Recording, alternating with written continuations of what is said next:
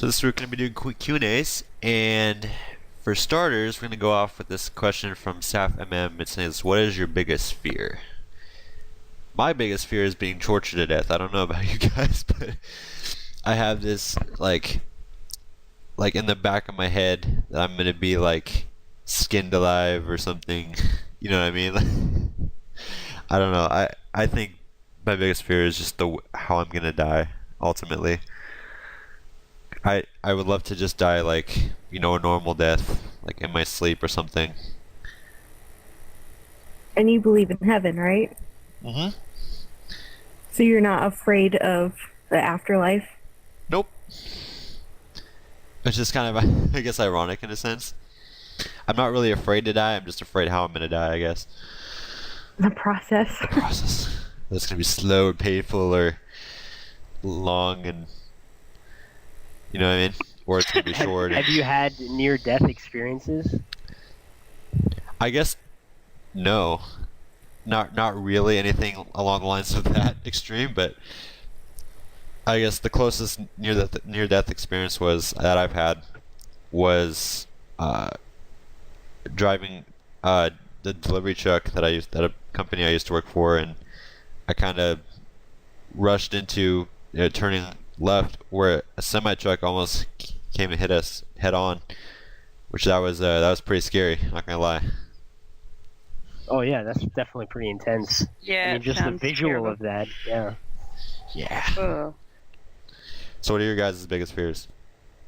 I would think abandonment for me, just because I'm a really dependent type of person. And I've had situations where I was an independent person, but it didn't really go so well. So I really like people in my life that I know are always going to be there for me. But I don't know if I have like an ultimate fear of death or anything, because I have attempted suicide, but I don't know if that's considered near death because they wouldn't tell me. What? What'd they tell you? Well, I took a bunch of pills, but they wouldn't tell me, how close I was or if it was a lethal dose. So I could have just been really high. I mean, that's an interesting fear, just a fear of being alone in a sense. I mean, we as humans, we do have that need, for companionship and for people to be within our lives. You know what I mean? So And I've had people suggest to me to get pets, but I have a cat, a dog, a bird, and I used to have fish. oh my gosh. I used to have a turtle when I was little. I used to have a turtle too. I also had Pets like work 4 for some parakeets. people. Pets work for some people and not for others. Yeah. Oh, that's interesting. I've actually never really thought about that. I guess just people being genuine. You have a fear With about me. people being genuine? Yeah. That's your biggest fear in life. That's an Can interesting. you elaborate, please? That's really I don't- interesting. I guess just the fact that I've had relationships in the past where I felt that people were kind of a little bit manipulative, I guess. And maybe just like telling me stuff that I wanted to hear, but not necessarily telling me the truth that I needed to hear. So you have a kind of a fear of people being, in a sense, honest with you and not trying to like use you to gain something of their own, whatever. You know what I mean? Yeah, I guess it might come from my family a little bit because I felt that maybe because of my condition, I've kind of been sheltered in some ways. Because people know I have CF and they're not gonna. If I do something that upsets them, they're gonna try to like minimize it or not tell me exactly how I hurt them. Just because they're like, well, he has a chronic illness, a terminal illness, so. Yeah, that's what I fear. Yeah. It sounds kind of cheesy, but one of my biggest fears would be like losing my loved ones, like friends and family that are really, really close to me. just because they're always, well, most of them are always there for me, and I literally like can't imagine going through life without them. So the thought of not having them in my life is just, yeah, kind of terrifying. That's not cheesy at all. It's not? Okay, that's good.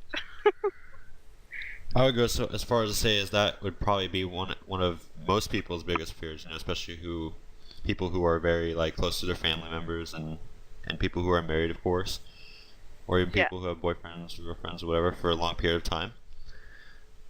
I think just because you get so used to not so much depending on others, but just having that input of others in your life.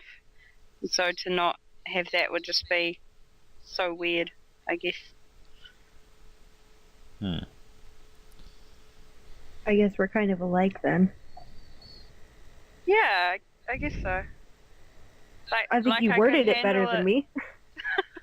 Like I could handle it for a short period of time, but long term knowing that I didn't have one of those key people in my life would just, yeah, I would literally be lost. Alright, so this next question comes from this person named SMS, and it's an interesting one. This week, I mean, as you guys have said, a lot of questions have been relationship based.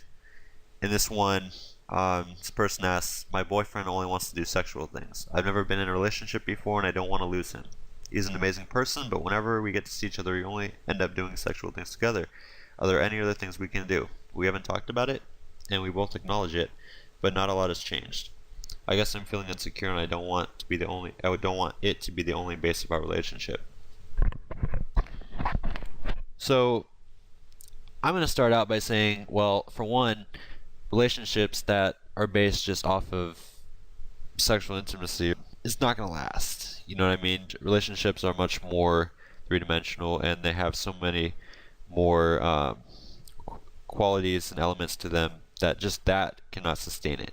Try to bond on an emotional level, like talk about your childhood experiences, talk about difficult topics, just to see how you do. Because ultimately, if your relationship is to last, you're going to have to be able to navigate difficult issues.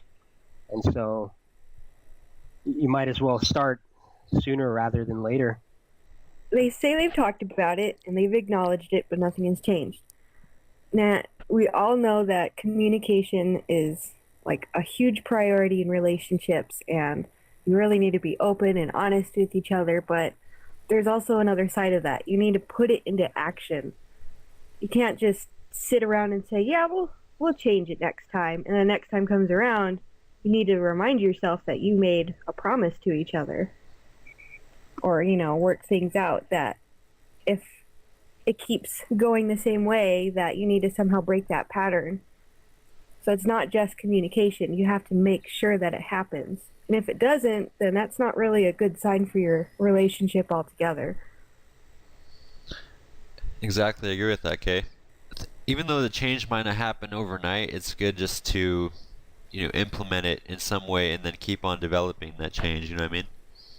Yeah, going on from what Kay said, I think even like setting up, I don't know quite what you call it, but like putting things in place so that if you're not comfortable with getting to that level so quickly, then it doesn't need to happen. So like set things up so that you don't automatically go from like first base to home base, because that can be really awkward and it can create lots of tension in the relationship.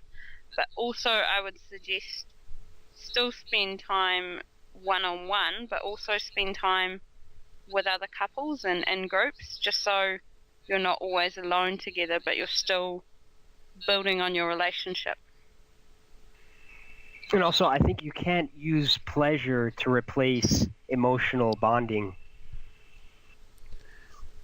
You got a great point there. I mean, obviously physical intimacy is, it's important, but you're not really communicating anything through your voice, or you're just showing affection physically, but you're not really connecting with each other mentally as much as you can be. You know what I mean? If you find yourself in a pattern of constantly avoiding certain issues, then that's not a good sign. It's like it seems like maybe they're experiencing a little bit of that, where they're getting together and there's kind of like nothing left for them to do other than sex, you know. So Well, hopefully that won't be the case. There's much more to life than that.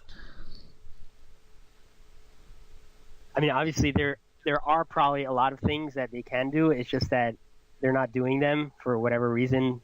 They're uncomfortable, and it's always easier to seek pleasure in the moment and to avoid the pain of a difficult discussion. But it's not a healthy way to go about it. I mean, if you're afraid to lose a person because of like giving up sexual activity, if that's all that that's all you're really holding on to a relationship for, then that's not really a relationship. I mean, that's just a friend with benefit type of type of situation. Also, that it's her first relationship, so she's kind of blinded by her own love for this person. You know what I mean? She's like so infatuated with her first relationship that she's afraid to let it go. If she has to. That's a great point. It's a fantastic point. And you know, relationships will come and go a lot of times throughout our lives. You know, you're not gonna your first relationship may not be your lifelong relationship. You know what I mean? And I think that you shouldn't be so devastated. This person shouldn't be devastated if it doesn't go in the right direction, because it's immature pretty much to base relationship off of one particular thing and not have all those other elements, communication, sharing common interests. I mean, if that's all your common interest is, it sounds that isn't gonna last very long. I'll tell you that much. I mean, there's much more to life. Again. Absolutely. The other thing I would say is, from my own personal experience of being in relationships before meeting my now husband, is that once something has happened in a relationship, if for whatever reason that relationship doesn't work out, when you end up having your next relationship, that's kind of, without even realizing, that's where things end up starting off from, like from that level that you left your previous relationship. So just, I don't know if that makes any sense or not, but just be very careful with what happens in that relationship and whether you're actually comfortable with it or not. Oh, I think I know what you're trying to say. Like, don't project stuff from your previous relationship onto your new relationship, right? Yeah, but also be careful with the level of intimacy. If she's, like, especially like Kay was saying, if it's her first relationship, then how is she supposed to know, like, what a relationship is, so to speak? Like, okay. If it's your first relationship, first of all, it shouldn't be sexually based. Our first relationship, it should be developed over time. We should become friends first, and then you should go from there. Not just doing those things that should be a complement to a relationship and not the primary base off of it. Alright, so here comes an interesting question. This person asks, how can I stop being a bitch? Where is that one? have you got the link for that one? I do. I will send it to you guys right now. Here you go. Alright, so this person asks, how can I stop being a bitch? It says, I say stuff that should stay in my head. I slap and kick people as soon as they say anything or do anything to offend me. I have about 3 people right now who are scared when I lift my hand. And I overact when anyone talks to me or even looks at me. Everyone but 2 brave people hate me and it's ruining my life. Could my constant bullying as a child have brought this on, or am I just a total bitch? Any help? All right. So self-control is the main issue here. So my advice is this: any action that you make, anything that you say, it starts with a thought, and then you produce it, and then you speak it or do it, whatever it may be. Now, without the exercise of self-control or thinking before you do something, that's going to get you in trouble. It's going to hurt people. You know what I mean? So what I do is if I'm going to say or do anything, I try to stop, think about what I'm going to say or do, and then I'm going to ask myself, is it worth it? And then if it's not, or not, I mean, that could be taken out of context, I guess, but I mean, do the benefits of what I'm going to do outweigh the consequences of it? And I should factor in like how my actions are going to affect other people and all that type of stuff. So all in all, it just comes down to self-control, in my opinion. I believe every action is choice-based, and we all have control over ourselves, but sometimes we just let ourselves control it, let our thoughts go on autopilot and just kind of go off of that, which that's a more primal way of acting, I guess. But that's what I mean. If our brain is like, you could say, is in two parts. One is where we have a thought, right? And we want to do that, but then our other part of our brain says, no, don't do that, or do that. You know what I mean? So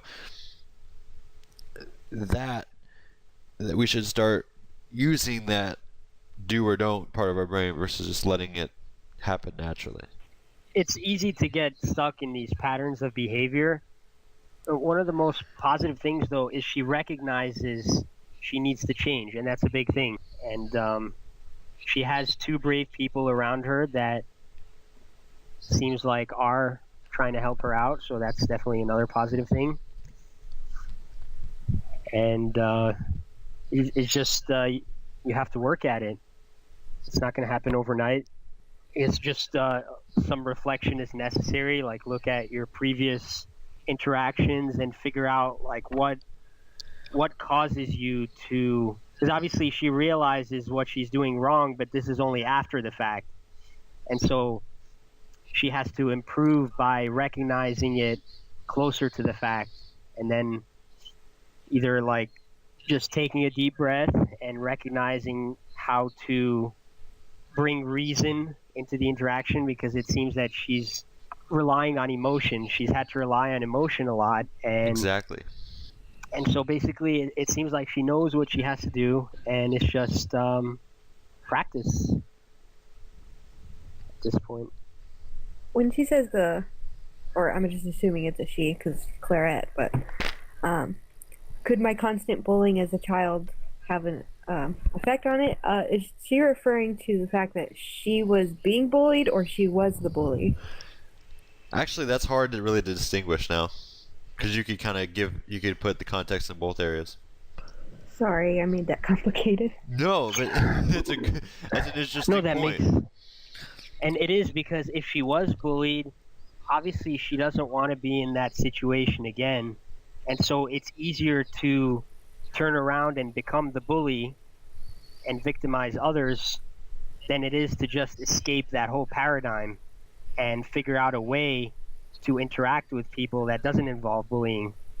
And it's really hard. I mean, if those have been your experiences up to this point and you really never had the chance to interact in a situation that didn't involve either bullying or being the bully, it's hard to see any other possibilities. You know, it's like it's easy to think in terms of black and white like that. I would just like to address that, Clarette, you are not a bitch. On your profile, it says you're 13, and really, you're inexperienced with life, and you haven't learned all the behaviors and how to control them and everything. It's just about the practice, like everyone else was saying. It's something you learn over time, and you just need to learn how to manage your thoughts. And it would help to have a little perspective on maybe how the other people feel if you're slapping them or saying hurtful things that you wouldn't want someone to say that to you now, would you? So just kind of step in their shoes for a second. Yeah, going on from what Kay was just saying, I think one of the key questions that I would have is, why is she acting that way? Like why is she using violence to release her thoughts or anger or whatever? And once she realizes why, or kind of begins to understand why, the thing that I would suggest is trying to figure out another way to channel or release that anger and stress from what people have been saying and from the thoughts that she's got. Because I think it was Stefan or Jim before, one of you was saying about how that continuing that could get her into quite a lot of trouble, and as a teacher you see that all the time, and the hardest thing is trying to teach the kids that violence is not the answer, and it's trying to come up with another way to get their thoughts and feelings out without resorting to violence. You know, you got a great point there. One thing I really thought of is that when you were talking about in regard to the root cause, and that's a very profound point, because if you think about it, there's always a root cause of anger. Whether that's bullying, Always. whether that's regarding the parenting, you know, whether they're having stress at home or stress at school, wherever they're getting stress from, or whatever they're having a problem, either through even peers or whatever. The best thing to do, you know, is, I would say, if it's something that's going on in your current situation, talk to somebody about it and try to get that resolved. If it's something that was dealt with in the past, then it's good to still talk to somebody about that. Or, you know, if you're self-motivated enough, just try to. And again, I've had myself past bullying experience, but if it's easier to move on, you know, with that type of thing, if you just forgive and maybe not forget, but at least move on, you know, past that type of stuff. So in essence, try to find the root cause of why you're quote unquote getting so mad, but don't try to be positive about it in the long run, and just try to overcome that, and don't call yourself a bitch in the process. Alright, so this next question, and this one I think Kay and Kat, I think you might really have some good points on this, and it revolves around relationship insecurities. And so Baby Blue asks, how do I get over my insecurities? And this, she says, I'm in love with my boyfriend, and he's in love with me. He's a good man, and I know for a fact that he won't cheat on me, and I trust him not to. My question is, how can I stop getting super jealous about his female friends? Like I said, I know he won't cheat on me. I know he won't touch another woman, but I still find myself getting jealous, and I'm worried it's going to ruin our relationship, even though he says it won't, and he's not going anywhere like that. I know I'm quoting this, whatever, but I know I overthink a lot, and I know when it comes to him, I'm just scared of getting hurt again. This is kind of a big thing about trust. I mean, you can't let the worry of him leaving you control your life, because really you're not getting anywhere with worry or jealousy. My partner actually had a work spouse of the sorts. That's what my opinion of it is. But he was constantly talking to her, even when he was at home, and like while we're eating dinner, he's texting her and always talking to this girl. And I was getting a little jealous because it's taking away time from us.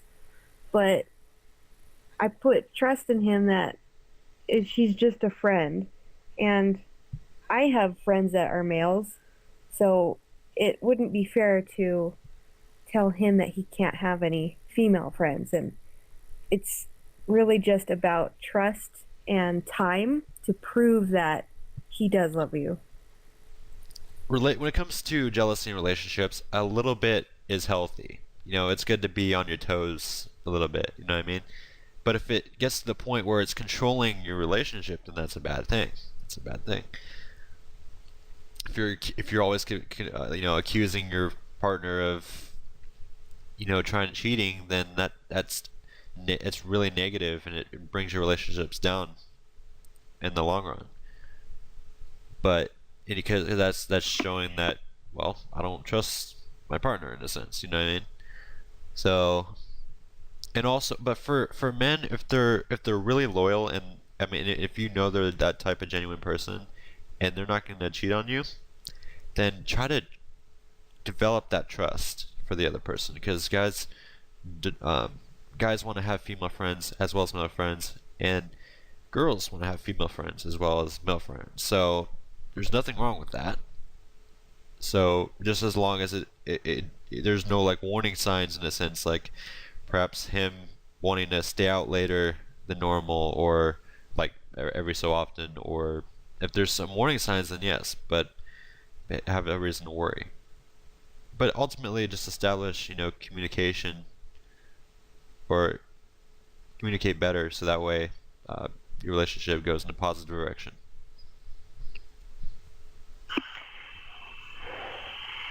And maybe she can reflect more on where this insecurity is actually coming from, because if she's adamant about the fact that she knows he won't cheat on her, then obviously this is either coming from previous relationships or from her family experiences. Maybe there was cheating going on somewhere else in her life, and she's kind of projecting it. For some reason, it affected her a lot, and so she's just always on edge that this might happen to her. But at the same time, if she's communicating that she's trusting him, then she has to kind of like pick one. It's kind of like you're holding conflicting beliefs here, Okay, Rebecca is back. Rebecca has been thinking. Rebecca.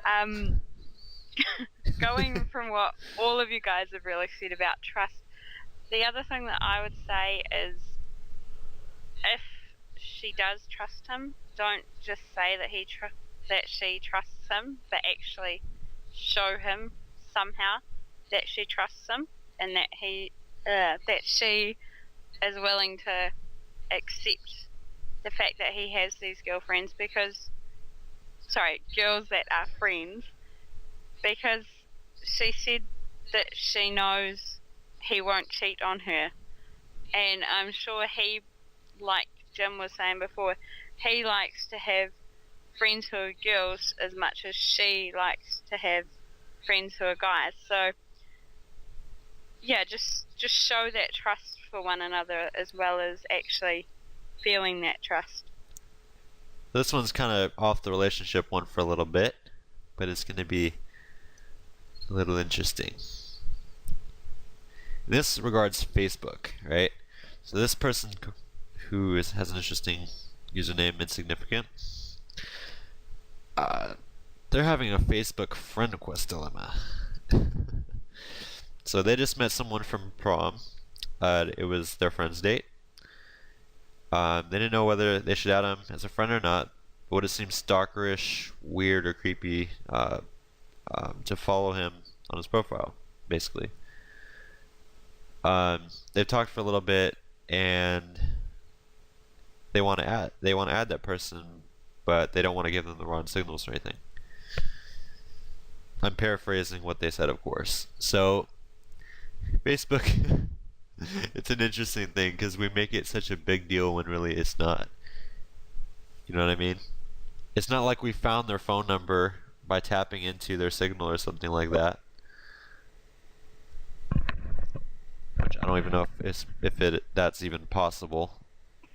But I mean, ultimately, you have to take Facebook out of the equation completely, I think. Let's say if it weren't for Facebook, would you want to talk to this person or not? Just answer that simple question. And if the answer is yes, then the medium doesn't matter. Does it really matter whether you're talking to him on Facebook, you're talking to him on Messenger, you're talking to him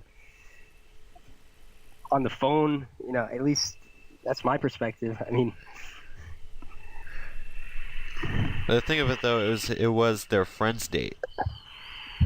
So this person that they met is attracted to someone else apparently, and maybe they don't want to hurt their friend at the same time,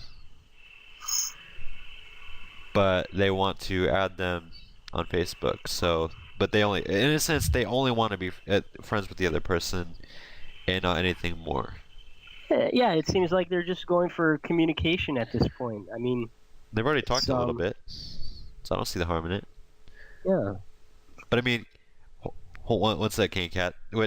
If being a guy, if you got a friend request from a girl that you know or have talked to, and you're not in a relationship with currently, then I mean, if you get from a guy's perspective, there's some kind of subconscious thing, I guess, where if you get a friend request on Facebook from somebody, or a girl especially, and especially one that you may be attracted to, then that might give off the signal that they're maybe interested. So that's kind of the whole reason for this, I guess. I think I think it's just, it seems too complicated when it should be simple. If you want to talk to the person, talk to them. If you don't. You know, you're making like you're making a mountain out of a molehill.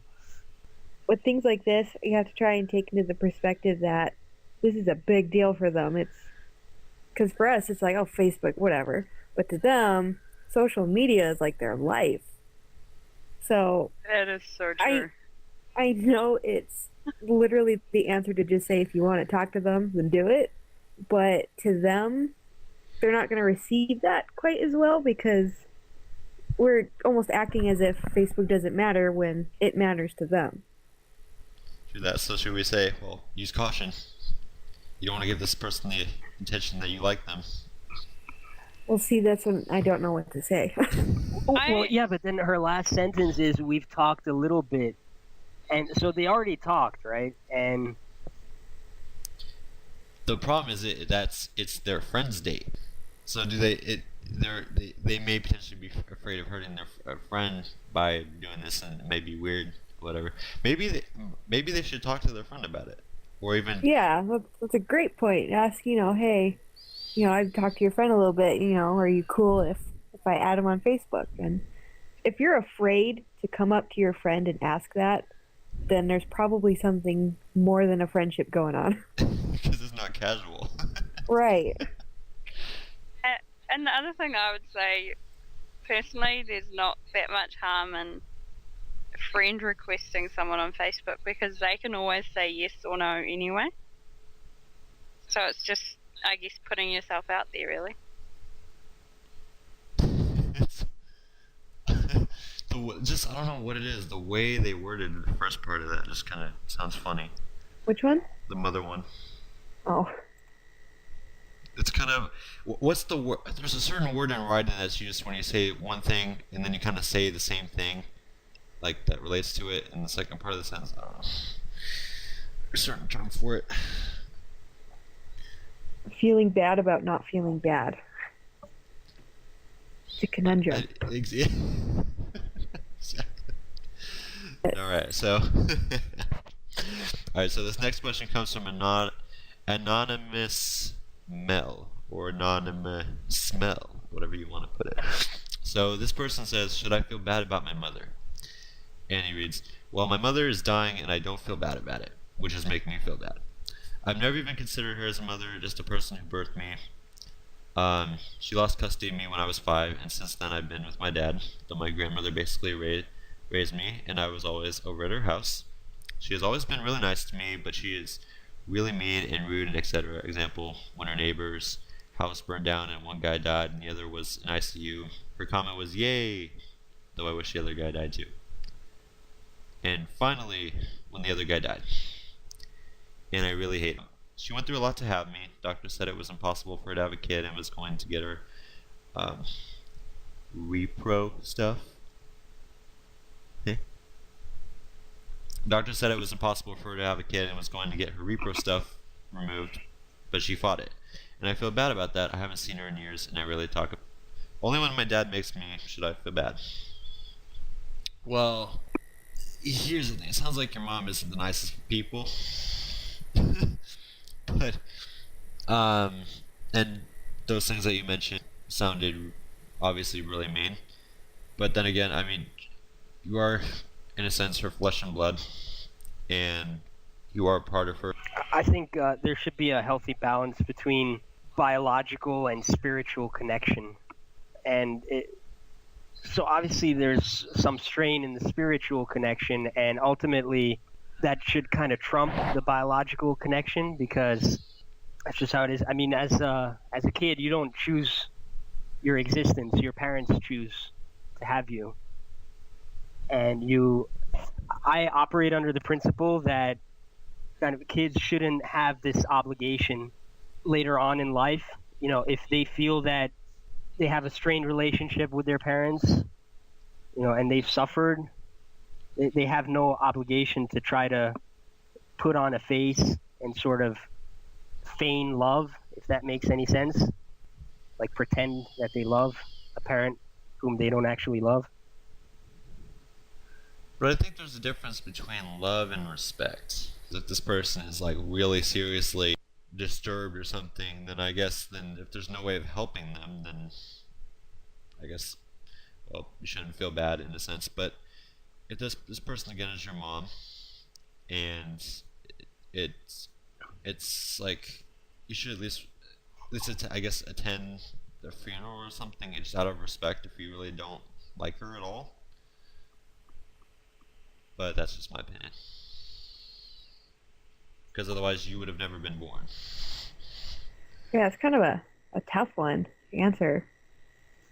Like, you need to have an appreciation that she brought you into this world, especially if she was having, you know, some reproductive issues, and, you know, you're able to be here because of her. I mean, in a way, I personally kind of feel like you should be a little saddened, but you don't have to feel bad like you did something wrong. But I mean, the person that birthed you is going to leave the earth forever. You should feel a little sad just because it's death. But she does kind of sound like a mean person, and like Stefan was saying, it's a spiritual thing, and if it's strained, then it's going to be understandable if you're not like bawling at the funeral or something. That's a good point. You know, if I was in this person's situation, I would feel sad in the regard that I never got to develop a good relationship with my mom. That's true. That's one thing that would really that would break my heart, actually, knowing that, well, I never really got to, you know, spend time or live with my mom and have her raise me like a mother really should. Because you know that. Sorry, go ahead. You have to be realistic. How much of that was under your control, and how much was it hers? And you can't. I think you have to recognize that she's the adult. I mean, you're not born an adult, right? And so you can't try to. I mean, it's normal to feel a little bit bad because, as Kay was saying, it's your mom. You know, she gave birth to you, but at the same time, don't go overboard in feeling guilty. Because if your mom in this situation didn't raise you the way real mom was supposed to, then, like, I guess I agree to the point where you shouldn't go overboard in feeling bad about it. But at the same time, you should feel bad if you're not paying at least the basic respect, because otherwise, you know, you wouldn't be here. You know what I mean? I think there's a basic respect, and then there's a loving respect that includes that element. What do you guys think? I think I agree with you, Jimmy, but the other thing to remember is that people deal with grief in so many different ways, and although this person isn't grieving yet for their birth mother passing, know that they don't need to feel bad, but at some point they might feel differently about it, whether it's after she's passed or whether it's years later down the track. So no, I don't think they need to feel bad, but like you say, they do need to be aware of it. They do need to show some form of respect. So I do kind of want to add that if your mother does pass, and I'm very sorry if she does, no matter how you feel about it, if you don't show emotions about it, if you don't cry or you appear that you don't care, don't let peer pressure think that you need to express your emotions, whatever they may be. 'Cause like Rebecca said, everybody deals with grief differently. My stepsister, her mom was dying of cancer, and we all knew it was coming because it was a losing battle. We knew it. And the day her mother died, she didn't cry at all, and she's a teenager. And I, for a while, felt like she should have expressed something, but she knew her mother was dying, and she prepared herself for that. But she didn't feel obligated that she needed to show anybody emotions, because she's dealing with her grief how she needs to do it. And she's ultimately staying strong in the process. I mean, I feel like I would do the same thing, and I love my mom to death. I think it just comes down to personal, personal expressions, and how comfortable they feel of letting that go in front of people, whether they're family or friends or whatnot. I find myself reading the last two sentences here. He says, I haven't seen her in years and I rarely talk to her, only when my dad makes me. And so I wonder whether he's actually gotten the chance to take ownership of his emotions toward his mother. So you're saying maybe you should go out and try to confront her about the things and try to resolve whatever those issues were? I think honesty can bring a sense of peace. I mean, because I'm sure that his mom might actually be thinking about all this stuff too. And, and people usually, when they approach death, they kind of want a peace of mind.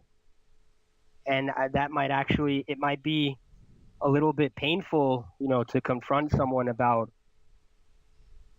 all the bad memories you have, but at the same time, it might be liberating. So, I don't know. I mean, I don't have an answer here, but it's just something to think about. Because, later on in life, you might have that thought in the back of your mind, well, what could have been? Could I have tried to find peace by talking to my mom and trying to see her point of view on things and whatnot? And I don't know how that would go, because just from the example that this person mentioned, I thought I wish the other guy died too.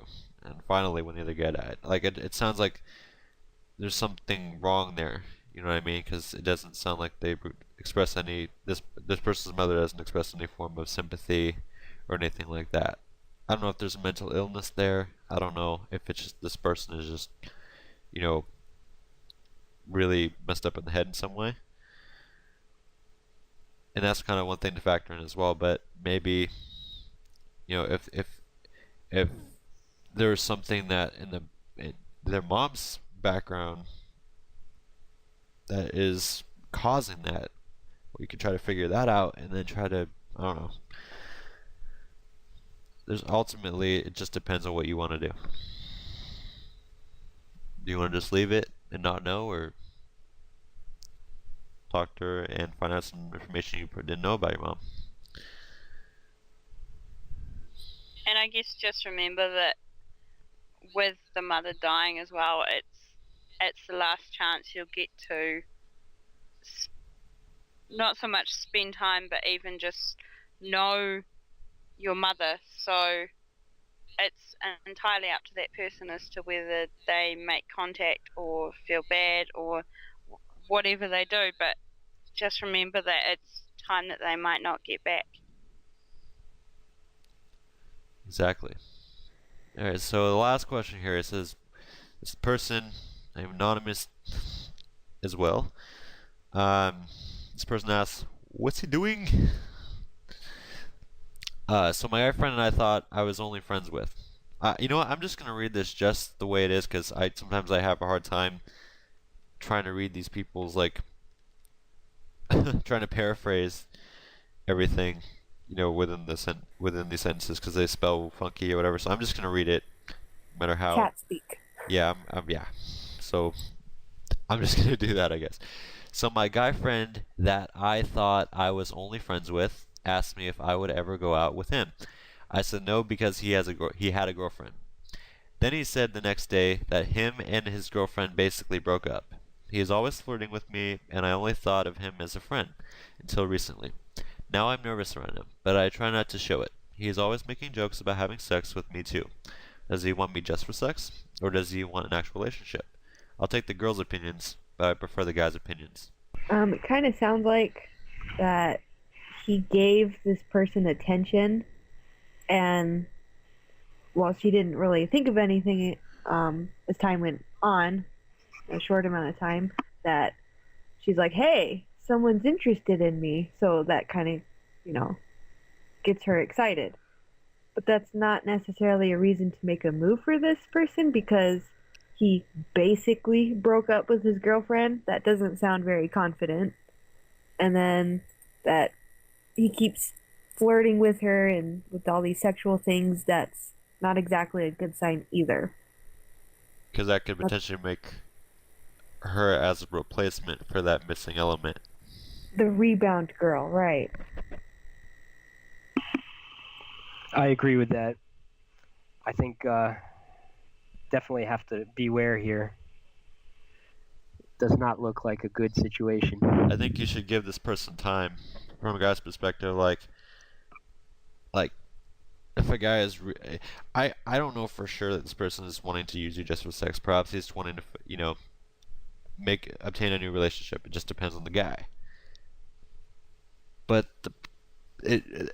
I guess at this point it doesn't matter because it's not cool. It's not idealistic or practical to develop a relationship with somebody who just got out of a relationship. At this point, and you already said you were friends with this person, and you said no because you had a girlfriend. But then the next day they broke up. I mean, that's the funny thing. He shouldn't ask you if you want to go out with him because he has a girlfriend. It's not you who has to tell him, sort of remind him that he has a girlfriend. That doesn't make any sense. And the problem there's one huge problem. And I've said this to people on Blah a lot when people have had relationship questions about this person breaking up for me or whatever, is that don't you think that it might happen to you? What's stopping him from doing the exact same thing to you later on down the road? It's like the best point ever, Jim. I've said thanks, but I mean, It actually is. But I mean, it's kind of like a have your cake and eat it too type of instance. Like, I don't know. I think it's just like give the guy time to let him mature, and it doesn't sound like the right guy for you at this point.